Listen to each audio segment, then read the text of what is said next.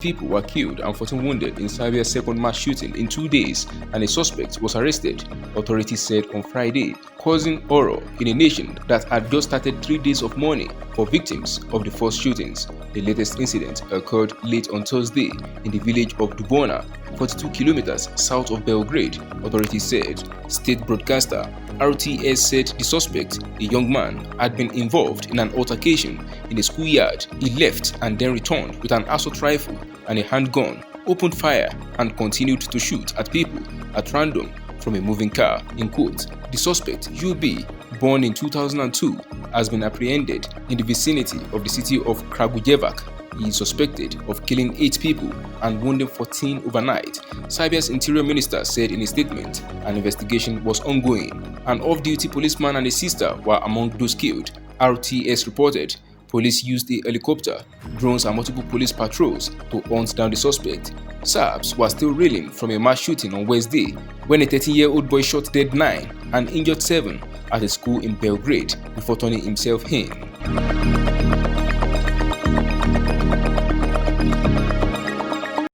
2 Indian soldiers have been killed and 4 injured during what the army said was an operation against armed groups in Kashmir. Indian Defense Forces have launched various operations in the Rajouri sector of the Himalayan region after unidentified shooters last month opened fire at an Indian army vehicle, killing at least 5 soldiers. In a statement, the army said that a search team on Friday encountered a group of fighters trapped in an area which is thickly vegetated with rocky and steep cliffs.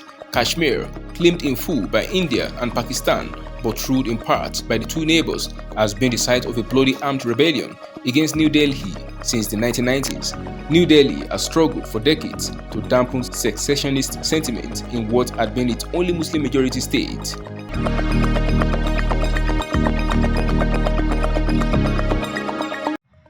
British Prime Minister Rishi Sunak's Conservatives were facing a bleak set of local election results on Friday, with voters punishing his party after a year of political scandals, surging inflation, and stagnant economic growth.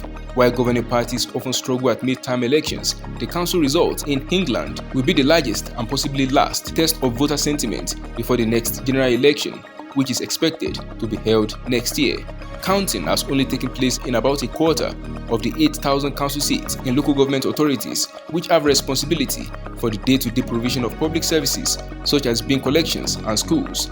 The early results, which do not affect the government majority in parliament, showed the Conservatives suffering a net loss of 218 seats, while the main opposition Labour Party added 118 seats and the Liberal Democrats gained 57. Labour said in a statement that based on these local election results, it was on track to win the next general election with an 8-point lead over the Conservatives. Sunak's party suffered losses to Labour in key target seats in the north and southern England, while the Liberal Democrats were advancing in wealthier parts of the south.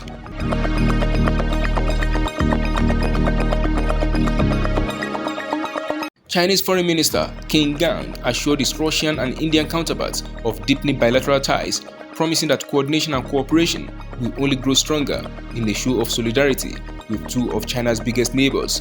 Qin met in India on Thursday with other foreign ministers of the Shanghai Cooperation Organization, a bloc of nations spanning most of Eurasia, with Beijing seeking to preserve stable relations with countries in the region as ties with the West, particularly Washington, remain tense. The United States has long urged China to help resolve the war in Ukraine, even though Beijing has refused to denounce Russia's military moves as an invasion.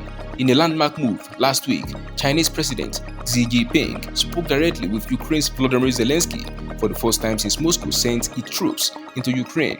During his meeting with Russian Foreign Minister Sergei Lavrov on the sidelines of the SCO meeting, Qin said China is, in quote, willing to maintain communication and coordination with Russia to make tangible contributions to the political settlement of the crisis in Ukraine. The 2 sides also agreed to strengthen communication and coordination with other SCO member states and maintain the bloc's unity. According to a statement from the Chinese Foreign Ministry on Friday, they additionally agreed to strengthen coordination in the Asia-Pacific, the ministry said, without giving details.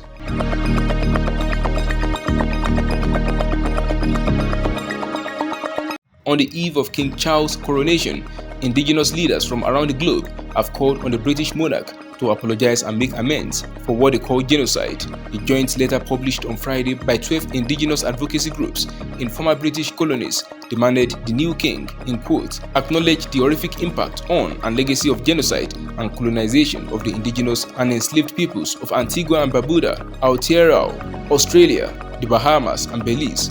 Others are Canada, Grenada, Jamaica, Papua New Guinea, St. Kitts and Nevis, St. Lucia, and St. Vincent and the Grenadines. The letter also listed key demands, including a formal apology, the repatriation of the remains and cultural artifacts of indigenous peoples, financial reparations, and request the king to, in quote, help our communities recover from centuries of racism, oppression, colonialism, and slavery. Rawiri Waititi, co-leader of New Zealand's Te Pāti Maori and a signatory to the letter, told pressmen that, in quote, indigenous peoples are speaking up around the world to ensure that the Crown takes full responsibility for the impact, the damage, and the hurt it created.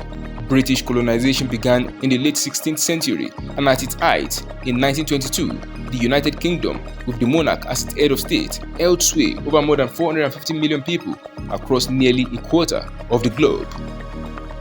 That is the size of top accolade global news updates. You can follow us on our social media platforms as displayed on your screen. Happy weekend.